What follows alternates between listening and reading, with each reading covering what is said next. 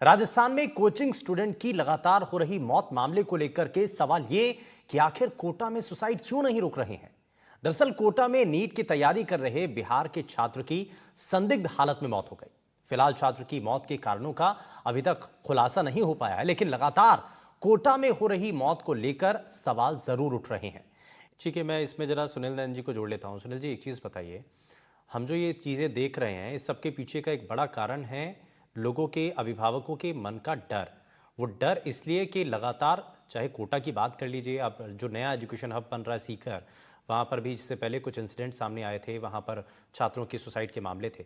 ये बड़ी चिंता का कारण है और शायद एक यही आधार हो कि वहाँ पर इस बार बच्चों की स्ट्रेंथ बहुत कम रही है, खास करके कोटा के अंदर।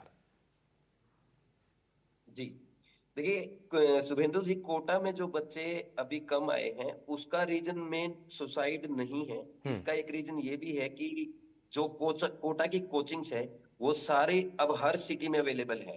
बिहार में, यूपी में, महाराष्ट्र में, गुजरात में, हर जगह सभी कोचिंग्स ने अपने सेंटर डाल दिए हैं। और इसके साथ साथ आजकल ऑनलाइन भी एजुकेशन अवेलेबल है। जैसे मैं कोटा में बच्चों को पढ़ाता हूँ, मेरे पास 30% से ज्यादा बच्चा जो है ऑनलाइन में वो वेस्ट बंगाल और महाराष्ट्र का है। जब मैं बच्चे को अपने घर पे अवेलेबल हूँ, सस्ते में अवेलेबल हूँ, तो उसको कोटा आने की क्या जरूरत है। एक कारण ये भी है, ना कि ओनली सुसाइड है। हाँ, थोड़ा सा सुसाइड का के कारण नेगेटिविटी हो सकती है। और सुसाइड पे मेरा ये मानना है, सुसाइड एक समस्या है, ना कि मुद्दा। हम लोग इसको हमेशा मुद्दा बनाते हैं, हमेशा ये दिखा जाता है कि कोटा में सुसाइड ज्यादा हो रहे हैं, इसकी वजह से बच्चे कोटा में नहीं जा रहे, या कोटा सुसाइड सिटी बन गया है। हम्म। अगर मैं आपको कुछ आंकड़े बताऊं, 26 अप्रैल 2024 की न्यूज है। 11 बच्चों ने सुसाइड किया था तेलंगाना और मध्य प्रदेश में, एग्जाम प्रेशर के चलते। 6 जून 2024 की न्यूज है, 23 बच्चों ने आईआईटीज में सुसाइड किया है। ये गवर्नमेंट का डेटा है, आरटीआई के थ्रू पता चला है। और इसमें यह बताया गया है कि जो बच्चे हैं उनमें से 6 बच्चे दिल्ली के हैं। और आईआईटी का बच्चा जब सुसाइड कर रहा है, जो हमारे देश के सबसे बड़े संस्थान है, वहां पे बच्चा सुसाइड कर रहा है, तो ओनली कोटा को ही क्यों मुद्दा बनाया जा रहा ठीक है। है, ये इसके बात साथ वाजिब अगर है, और हम लेकिन देखें। लेकिन सुनील जी, एक सवाल यहाँ पर ये कि ऑफलाइन क्लासेस या जितने भी कोचिंग सेंटर में जाकर के बच्चे पढ़ रहे हैं, चाहे किसी भी इंस्टीट्यूट का हो, चाहे कोटा का हो या देश के किसी दूसरे हिस्से का हो, तेलंगाना का हो, अगर सुसाइड हो रहे हैं जी तो ये व्यवस्थाओं को लेकर के सवाल है। वो सवाल है कि कोचिंग सेंटर्स के अंदर क्यों बच्चों के ऊपर, क्या वाकई में इतना ज़्यादा प्रेशर हो जाता है?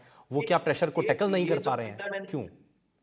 जी जी, डेटा जो मैंने आपको बताया है ये तेलंगाना और एमपी स्टेट का है, ना कि कोटा का। हम्म। और जो 23 बच्चों ने सुसाइड किया है पिछले 5 सालों में, ये आईआईटीज में किया है, हम्म। ना कि कोटा में किया है। और इसके अलावा इसी न्यूज में एक डेटा और है, 15 से 29 साल का जो युवा सुसाइड करता है पूरी दुनिया में, उसमें सबसे ज्यादा रेशो भारत का है। और इसमें भी 1 लाख में से 25.5 बच्चा या युवा सुसाइड कर रहा है। और उस न्यूज में बताया गया कि आईआईटी, आईएम और मेडिकल इंस्टीट्यूट के सबसे ज्यादा बच्चे होते हैं। हम्म। साथ में अगर आप देखें, आपके एनडीटीवी का एक आर्टिकल मैं पढ़ रहा था, सुप्रीम कोर्ट ने लिखा है कि इंटेंस कंपटीशन और पेरेंट्स का प्रेशर मेजर रीजन है सुसाइड का। सबने बोला कि इन कोचिंग को बंद कराओ। तो इस मुद्दे पे भी सुप्रीम कोर्ट ने कहा है कि कोचिंग को बंद करना सॉल्यूशन नहीं है, क्योंकि हमारे स्कूलों की हालत हम सब देख रहे हैं। तो यहाँ पे सुसाइड हमें ओनली कोटा को नहीं नहीं, दिखाना मैं चाहिए, ये मैं मैं पूरे वही देश का आपसे, मेरा मुद्दा। सवाल भी यही था कि हम बात सिर्फ कोटा की नहीं कर रहे हैं। हम बात ये कर रहे हैं कि भाई जी किसी भी कोचिंग सेंटर के अंदर या किसी भी इंस्टीट्यूट के अंदर अगर बच्चे सुसाइड कर रहे हैं तो ये गंभीर विषय तो माना जाएगा ना। तो इसके पीछे रीज़न क्या है, जी, कारण क्या है? भाई आप कह रहे हैं कि पेरेंट्स का एक बिल्कुल प्रेशर बिल्कुल। होता है, वो उस रेस के अंदर दौड़ नहीं पाता है, तो हमने बार लगा दिया कि 16 साल से कम उम्र के बच्चों को आप एडमिशन नहीं देंगे किसी भी कोचिंग के अंदर। तो ये जो तैयारियां हैं, क्या ये मुकम्मल है या इसके अलावा कुछ और करने की ज़रूरत है?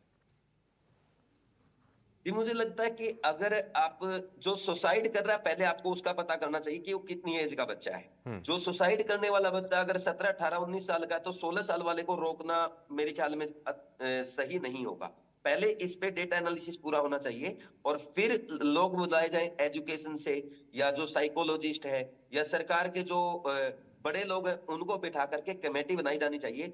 इसमें मैं ये जरूर कहूंगा कि सुसाइड जो बच्चा कर रहा है उसमें बच्चे का भी रोल है, पेरेंट्स का भी रोल है, कोचिंग्स का भी रोल है, समाज का भी रोल है, हम सबका रोल है। जब हम लोग इस पे आकर के डिस्कस करेंगे तभी कुछ सुझाव सामने आएंगे। जैसे मैंने ये माना है कि अगर आप किसी कोचिंग इंस्टीट्यूट में सुसाइड हुआ, आपने वहां पे साइकोलॉजिस्ट बिठा दिए, साइकियाट्रिस्ट आपने बिठा दिए, इससे सुसाइड नहीं घटेगा। क्योंकि जो बच्चा सुसाइड कर रहा है वो इन चीजों से डर रहा है। बच्चा खुद ना तो साइकियाट्रिस्ट के पास जाना चाहता, ना ही किसी वो मेंटल हेल्थ एक्सपर्ट के पास जाना चाहता। वो इसमें शर्मिंदगी महसूस करता है, और जब वो शर्मिंदगी महसूस करता है तो वो समाज से भागता है, और फिर वो सुसाइड उसको एक रास्ता दिखाई देता है। तो इसलिए हमें ये चाहिए कि जो बच्चे सुसाइड कर रहे हैं उनके लिए टीचर्स को ही आप साइकोलॉजिस्ट बनाएं, ठीक यानी है। टीचर्स की ही ट्रेनिंग होनी चाहिए। हाँ। टीचर ही बच्चे का असली दर्द पता कर सकता है कि पढ़ाई का प्रेशर है, या किस इसका कोई और फैमिली प्रेशर है, या बच्चे का कोई रिलेशनशिप का प्रेशर है। नहीं, इस लेकिन टाइप की लेकिन जो किसी प्रेशर है वो इंस्टीट्यूट के टीचर के अंदर साथ शेयर किसी करें। इंस्टीट्यूट के अंदर जब बच्चों की स्ट्रेंथ इतनी ज़्यादा हो जाती है, तो क्या हर एक बच्चे के ऊपर ऑब्जर्व करना, उसकी गतिविधि कैसी है, वो क्या बिहेव कर रहा है, ये सब कुछ ऑब्जर्व करना क्या बहुत बारीक काम हो जाता है? और क्या ये संभव होगा? मैं इस सवाल के साथ वापस लौटता हूँ आपके पास सुनील जी, है ना। बहुत सारी ऐसी चीज़ें हैं जो कि छात्रों की बड़ी परेशानी आती हैं, और ख़ास करके कोटा के अंदर, क्योंकि एक बड़ी एजुकेशन हब के तौर पर भी था, पहले से डेवलप था, और वहाँ पर पूरे देश भर के अलग अलग राज्यों से वहाँ पर बच्चे पढ़ने के लिए आते थे। तो क्या इन चीज़ों को भी नोटिस करना चाहिए? बच्चों की उन परेशानियों को समझने की बहुत ज़्यादा ज़रूरत है। तभी जो स्ट्रेंथ हम बार बार बात कर रहे हैं ना कि कोटा के अंदर स्ट्रेंथ कम हुई, क्यों हुई, उसके पीछे के रीज़न बहुत सारे हैं, उसमें से एक ये भी हो सकता है। जी देखिए, जैसा आपने बताया कि राजस्थान प्रशासन ने लगातार इस पे एक्शन लिया है, और जब से दिल्ली की जो घटना हुई है उसके बाद कोटा में भी कई जगह पे जांच की गई है कि कहीं ऐसी समस्या तो नहीं है जो दिल्ली में हुआ हो कहीं कोटा में तो ना हो जाए। लेकिन हम अभी तक ऐसा ऐसा कोई देखने को कोटा में तो नहीं मिला है। और अच्छी बात यह है कि कोटा में प्रशासन लगातार हर साल 1 या 2 बार कोचिंग्स में, लाइब्रेरी में विजिट भी करते हैं। वो देखते हैं कि वहां पे फायर सेफ्टी वगैरह है या नहीं है। तो इसमें मैं प्रशासन की तारीफ करूंगा, और हम ये भी उम्मीद करते हैं कि प्रशासन और ज्यादा अच्छे से करेगा, क्योंकि एक दूसरे की गलती से सीखना बहुत जरूरी है। दिल्ली में जो घटना हुई है वो कोटा या सीकर में ना हो, और किसी बच्चे का ऐसा नुकसान ना हो, तो ये बहुत जरूरी है। और इसमें हम कोचिंग इंस्टीट्यूट को, इवन हॉस्टल वालों को, या कोई लाइब्रेरी ओनर है, सबको साथ देना चाहिए प्रशासन का, और जो भी गाइडलाइन है उनको फॉलो किया जाना चाहिए। और आगे के लिए भी नए रूल रेगुलेशन बनाए जाए, खास करके जैसा आपने बोला कि जो किराया बढ़ गया है, एक ये भी मेन कारण रहा है बच्चों के कोटा में घटने का, क्योंकि कोटा में पढ़ाई करना बहुत महंगा हो गया है। आप देखेंगे 10,000 से नीचे कोई रूम नहीं है, तो इसमें इससे बच्चे बड़े परेशान हैं।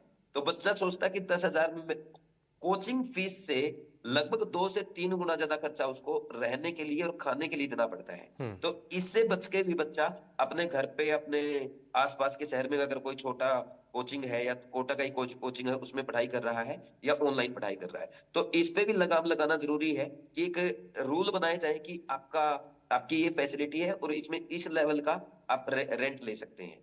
दूसरा, एक बात और आपने मेरे से पहले पूछी थी कि एक एक कोचिंग में या एक एक क्लासेस में 200-250 बच्चे पढ़ते हैं, तो इस पे रोक लगनी चाहिए क्या? देखो, ये प्रोसेस थोड़ा सा लंबा होगा, क्योंकि हमारा देश जो है इसमें सबसे बड़ी प्रॉब्लम है, एक तो बेरोजगारी और दूसरा है जनसंख्या वृद्धि। तो जनसंख्या बढ़ने के चलते हम एकदम कल क्लास में 40-50 बच्चे पढ़ाएं, ऐसा पॉसिबल नहीं है। बट कुछ ऐसे एक्शंस लिए जा सकते हैं जिससे बच्चों को मोटिवेट किया जा सकता है। जैसे मेरा ये मानना है बीइंग ए टीचर कि बच्चा सबसे ज्यादा सुनता है बच्चे की, फिर टीचर की, और तीसरा नंबर आता है पेरेंट्स का। पेरेंट्स की बात बच्चा नहीं सुनना चाहता, ये सच है, कोई एक्सेप्ट करे या ना करे। तो बच्चा जब बच्चे की सुनता है तो हम उन बच्चों को आइडेंटिफाई करें जो अच्छा परफॉर्म कर रहे हैं, जो डिसिप्लिन्ड है, जिनका हेल्थ, जो लाइफस्टाइल अच्छा है, हेल्दी है, उन बच्चों को हम प्रेज करें, और दूसरों को उनसे इंस्पायर करने के लिए उनको भी मोटिवेट करें। जैसे बच्चों के लिए हम लोग क्लासेस का जो टाइम है वो सनराइज के लगभग 1 घंटे के बाद होना चाहिए, सनसेट से 1 घंटे पहले क्लास बंद हो जानी चाहिए। बच्चे अपना मॉर्निंग रूटीन बनाएं, yoga, meditation, health exercise, outdoor games. अगर कोचिंग और हॉस्टल्स अच्छा, बच्चों के एक एक करवाते हैं बड़ा तो कॉमन इससे सा सवाल उनकी है, हेल्थ मैं को इसमें काफी सुनील जी, बेनिफिट मैं मिलेगा। माफ़ी के साथ रोक करके आपसे ये जानना चाह रहा हूँ कि हर पेरेंट के मन में एक सवाल होता है कि उनका बच्चा जो है वो आईएएस आईपीएस बड़ा अधिकारी बन जाए। अब इसके लिए चाहे डॉक्टर बने, चाहे वो मतलब कुछ ना कुछ अच्छा करे, है ना। तो ये जो रेस है ये यहीं से शुरू हो जाती है।